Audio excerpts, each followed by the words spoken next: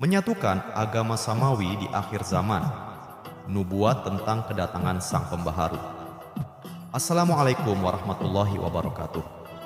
Saudaraku, dalam nubuat seluruh agama samawi dikabarkan akan datang seorang pembaharu atau penyelamat di akhir zaman.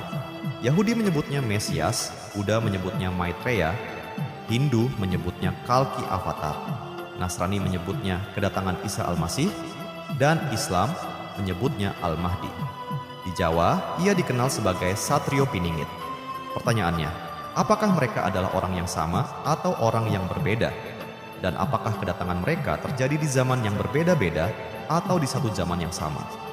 Mari kita bahas dengan logika dan kebijaksanaan. 1. Logika tentang kedatangan Sang Pembaharu. Jika kita melihat sejarah, setiap agama samawi memiliki channel wasilah, perantara yang dibawa oleh satu orang di zamannya. Misalnya, Nabi Musa membawa Taurat untuk Bani Israel. Nabi Isa membawa Injil untuk umat Nasrani. Nabi Muhammad SAW membawa Al-Quran untuk seluruh umat manusia. Dalam setiap zaman, hanya ada satu channel wasilah yang dibawa oleh satu orang. Tidak pernah ada 2 atau 3 rasul yang membawa wasilah di zaman yang sama. Ini adalah pola Tuhan yang konsisten. Satu zaman, satu pembawa pesan.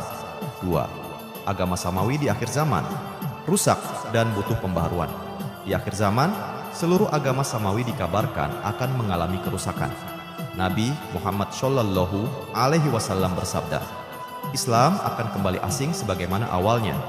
Artinya, agama Islam pun akan kehilangan esensinya, hanya tinggal nama dan ritual tanpa makna. Al-Quran akan tetap ada, tetapi hanya sebagai tulisan tanpa dipahami isinya. Dalam kondisi seperti ini, seluruh agama samawi membutuhkan satu pembaharu yang akan membangkitkan kembali esensi agama tauhid. Pembaharu ini tidak datang untuk membawa agama baru, tetapi untuk menyatukan seluruh agama samawi dalam satu kebenaran, agama tauhid. 3. Satu pembaharu, satu zaman. Logikanya, jika di akhir zaman seluruh agama samawi rusak, maka hanya ada satu pembaharu yang akan datang. Ia tidak akan membawa merek agama tertentu, karena agama-agama tersebut sudah tidak relevan. Ia akan membawa agama tauhid yang menyatukan seluruh perspektif agama samawi. Buddha Maitreya, Kalki Avatar, Mesias, Isa Al-Masih, Al-Mahdi, dan Satrio Piningit adalah orang yang sama. Ia datang di satu zaman yang sama, bukan di zaman yang berbeda-beda. Ia membawa satu metodologi agama yang menyatukan seluruh agama samawi.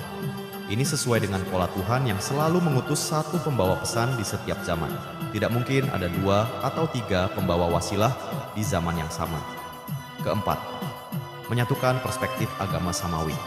Pembaharu ini akan menyatukan seluruh perspektif agama samawi yang selama ini terpecah-pecah.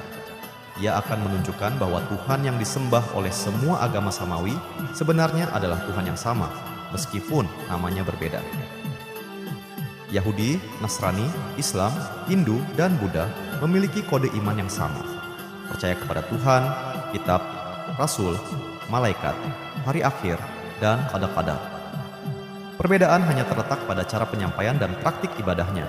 Dengan memahami ini, kita bisa melihat bahwa agama tauhid adalah agama yang menyatukan seluruh agama samawi. Ia adalah agama yang abadi, tidak terbatas oleh ruang dan waktu. Kelima, tugas umat di akhir zaman. Di akhir zaman, tugas kita adalah mengenal Tuhan dengan sebenar-benarnya, ma'rifatullah, dan menyebarkan kebenaran tauhid.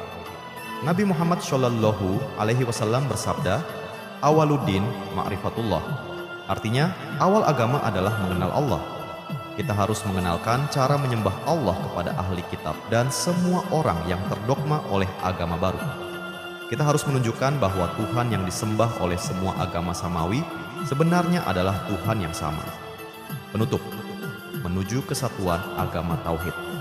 Saudaraku, di akhir zaman, seluruh agama samawi akan bersatu dalam agama tauhid. Pembaharu yang dinubuatkan oleh semua agama samawi adalah orang yang sama, yang datang di satu zaman yang sama.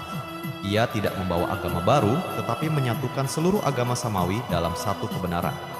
Mari kita persiapkan diri untuk menyambut kedatangan Sang Pembaharu. Dengan mengenal Tuhan, ma'rifatullah, dan memahami esensi agama tauhid, kita bisa menjadi bagian dari kebangkitan spiritual di akhir zaman.